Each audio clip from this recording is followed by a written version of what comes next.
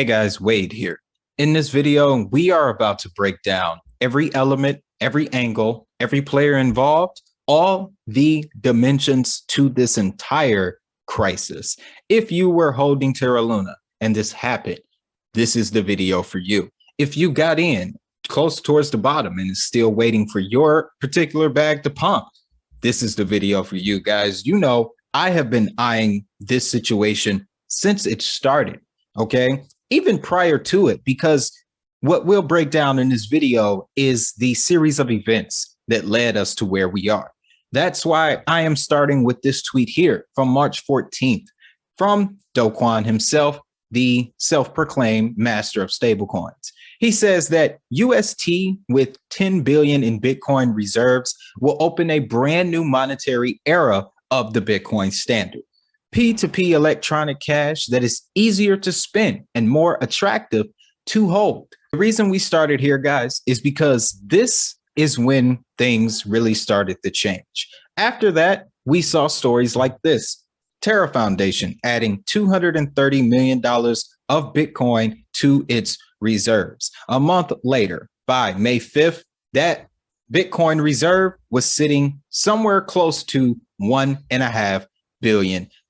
Now, it was these types of activities that I had not seen before in the space that made me turn my attention towards him. He came in with the game plan of, backing the stablecoin UST with Bitcoin. And I thought that that was something very unique. You guys know that we have been paying very close attention to the changes that Bitcoin is getting ready to go through. And trust me, by the end of this video, you'll see how this event ties heavily into all of that. Now, before we get any deeper, we need to go back in time a little bit, okay? We're going to go back in time to June of 2020. Scary time, I know. We ain't going to stay here long, but I want to go back here because KuCoin held an AMA that is mysteriously no longer available, but we still have some posting.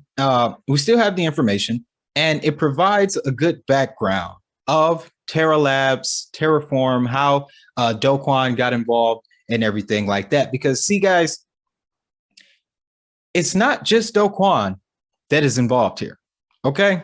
It's not just Do Kwon. Now, this interview is with Daniel Huang, the head of ecosystem development, who manages ecosystem verticals of third-party development, validators, community, and research through operational support across internal and external stakeholders. Essentially, for Terra, he is that guy. All right. Now, he is someone who has worked with the general adoption of cryptocurrency, from the extremes of digital and crypto natives to users exploring different options for remittances in Filipino fishing villages. He has had exposure to the many domains that can and have been impacted by the benefits of blockchain.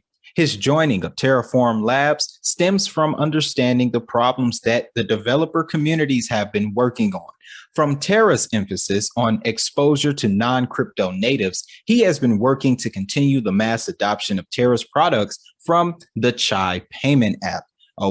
That's a very important app, guys, but they have successfully reached more than 1 million users to many more products, which will give users the opportunity to be exposed to this transformative technology. Daniel, he's a graduate from Johns Hopkins University, where he focused on cryptography and health technology applications. Also, he has a bachelor's degree in computer science, from the University of Maryland, College Park, and biology and religion from Swarthmore College.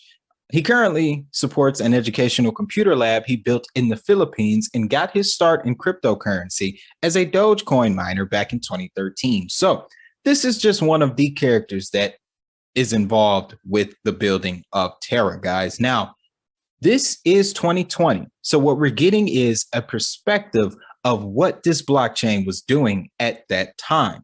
Was not aware of Terra back then, but one part of Terra's value contributions, payments, in essence, replaces the complicated payment value chain, including credit card networks, banks, and payment gateways, with a single blockchain layer.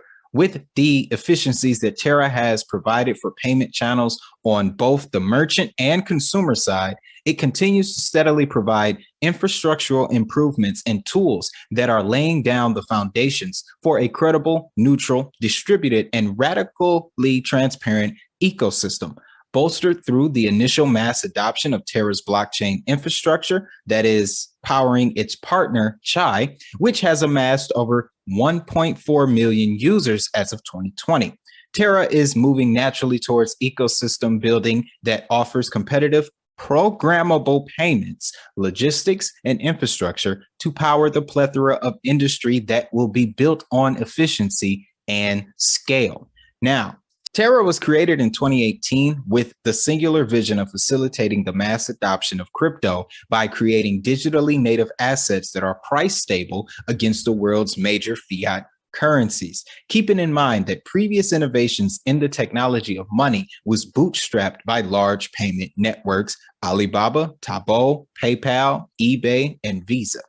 Terra was born with the support of the Terra Alliance. These are those 15 companies that I was screaming about earlier in the week, guys. These are e-commerce companies in Asia that collectively process 25 billion in USD annually transaction volume across 45 million users. The vision of the project is that with the adoption and user engagement of a massive payment network, it will be able to, for the first time, bootstrap a blockchain payments network to the scale it deserves and facilitate far more powerful products and use cases through its infrastructure. During conversations between co-founders Daniel Shin and Do Kwon, the concept of Terra began as a solution towards immediate and massive usage of cryptocurrency and blockchain infrastructure being built around them. To them, price stability and adoption were important in preparing the first steps towards massive adoption of crypto and blockchain. With his extensive experience in building one of the biggest e-commerce platforms in Asia, laid out the existing problems we face in payments networks that cannot be solved through just incremental improvements. Do Kwon, previously a founder of a wireless mesh network startup building decentralized applications, explained how Terra can turn those problems into an opportunity to build money from the ground up. So just judging off of that, guys, the initial ambition, the initial vision, the goal was very noble, okay? Something to be respected. But once he started to purchase more Bitcoin, a story came up about his involvement with, and we'll go to the top here,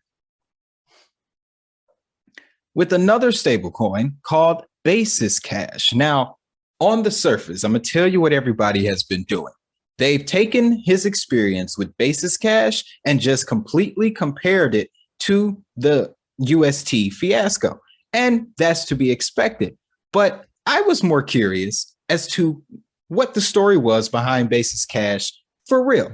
Because most of the time, people just take headlines, guys. They just take headlines and then they go and run it back to you guys. And, you know, that's not how we do it here. Now, Basis Cash actually has a quite interesting story to it.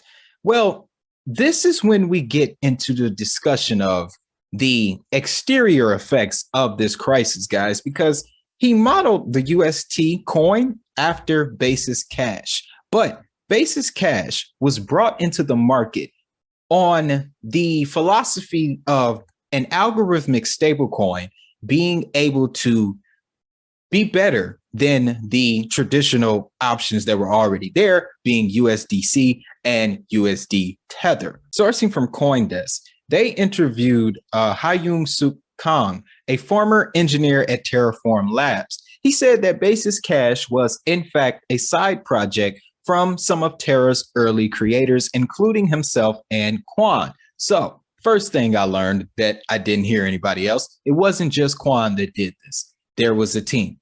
Now, he goes on to state that Basis Cash wasn't tested at the moment, and we weren't even sure if it would work. But Kwon wanted to just test it out. He said that this was a pilot project for doing that. So Kwon's intention with Basis Cash was to test the algorithmic stablecoin in an environment that was separate from the original Basis Cash, because the original Basis Cash came from a project called Basecoin. It was here in the United States for a second. Some things went wrong and the guy ended up leaving the country. But of course, guys, all of these links will be in the episode guide.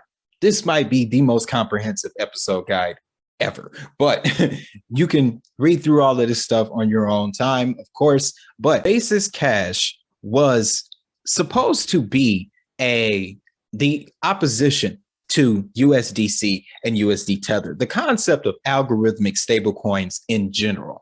See, this is another thing that I learned. I did not know that there was a full-blown stablecoin narrative. There is a battle between centralized and decentralized stablecoins, much like there is with crypto, guys. Another Basis Cash builder who spoke to CoinDesk on condition of anonymity confirmed that Do Kwon and TFL employees were also behind the project. Both Kang and the anonymous employee tell CoinDesk that Kwon was Rick Sanchez, of course, from the famed Rick and Morty. This is the character that he would portray in the chat groups. An anonymous team of builders, mostly employees of Terraform Labs, according to chat logs reviewed by CoinDesk, modeled Basis Cash after an earlier project called Basis, formerly known as Basecoin, but it was an erstwhile venture capital darling back in 2018, raised over 133 million before shutting its doors due to regulatory concerns. The founder said that there would be no way for Basis's peg maintenance tokens to avoid securities designations. He shuttered the project rather than fight it in court. Smart move. Basis algorithmic ideals continue to float around stablecoin circles right on through to the heat of DeFi summer of 2020.